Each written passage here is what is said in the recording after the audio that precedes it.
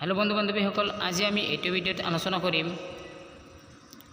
সমাজ বিজ্ঞানৰ চন আৰু আইন সম্পৰ্কে বিভিন্ন প্ৰশ্ন উত্তৰ। ভিডিঅ'টো স্কিপ নকৰি প্ৰথমৰ পৰা শেষলৈকে চাব। যদি ভিডিঅ'টো ভাল লাগে লাইক শ্বেয়াৰ আৰু কমেণ্ট কৰিব। যদি আমাৰ চেনেলটো ছাবস্ক্ৰাইব কৰা নাই ছাবস্ক্ৰাইব কৰিব আৰু বেল আইকনটো দবাব। এইটো ভিডিঅ'ৰ 1 নম্বৰ প্ৰশ্ন হ'ল, কোন চনত ভাৰতৰ ভূমি অধিকাৰ সমাজ স্থাপন কৰা হৈছিল?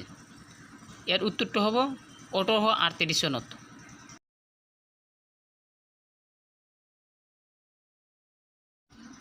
2 নম্বৰ প্ৰশ্নটো, কোন আইন মতে ভাৰতত চিভিল সাৰ্ভিস আৰম্ভ কৰা হৈছিল?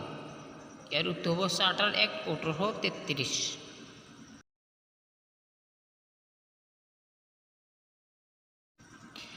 3 নম্বৰ প্ৰশ্ন, কোন চনত ডেনিছ ইষ্ট ইণ্ডিয়া কোম্পানী গঠন কৰা হৈছিল? ইয়াৰ উত্তৰটো হ'ব 1616 চনত।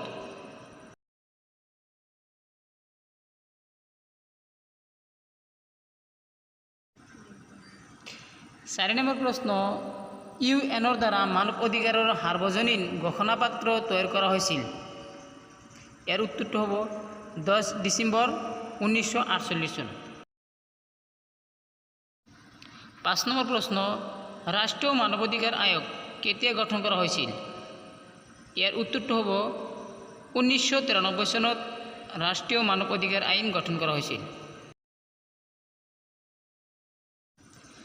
6 নম্বৰ প্ৰশ্ন, অসম পঞ্চায়ত আইন কিমান চনত গ্ৰহণ কৰা হয়? ইয়াৰ উত্তৰটো হ'ব 1994 চনত অসম পঞ্চায়ত আইন গ্ৰহণ কৰা হয়। 7 নম্বৰ প্ৰশ্ন, পঞ্চায়ত ৰাজ আইন কিমান চনত গ্ৰহণ কৰা হৈছিল? ইয়াৰ উত্তৰটো হ'ব 1986 চনত। 1986 চনত পঞ্চায়ত ৰাজ আইন গ্ৰহণ কৰা হৈছিল। 8 নম্বৰ প্ৰশ্ন, স্বাধীনতাৰ পিছত ভাৰতবৰ্ষত নিজা মুদ্ৰা কেতিয়া প্ৰচলন কৰা হৈছিল? ইয়াৰ উত্তৰটো হ'ব 1950 চনত। 1950 চনত ভাৰতৰ নিজা মুদ্ৰা প্ৰচলন কৰা হৈছিল। 9 নম্বৰ প্ৰশ্ন, কোন চনত লোকসভাৰ লিয়াকত নেহৰুপে স্বাক্ষৰিত হৈছিল? ইয়াৰ উত্তৰ হ'ব 1950 চনত।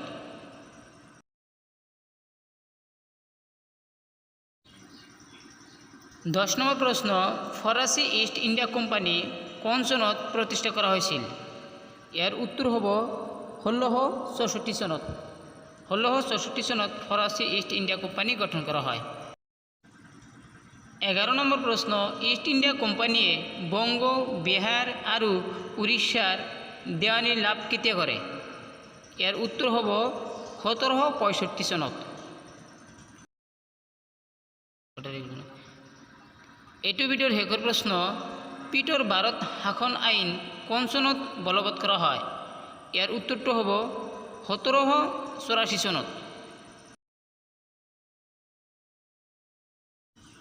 ভিডিঅ'টো প্ৰথমৰ পৰা শেষলৈকে চোৱাৰ বাবে ধন্যবাদ।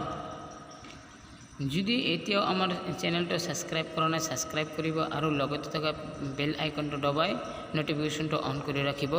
ভিডিঅ'টো চোৱাৰ বাবে ধন্যবাদ। জয় আই অসম।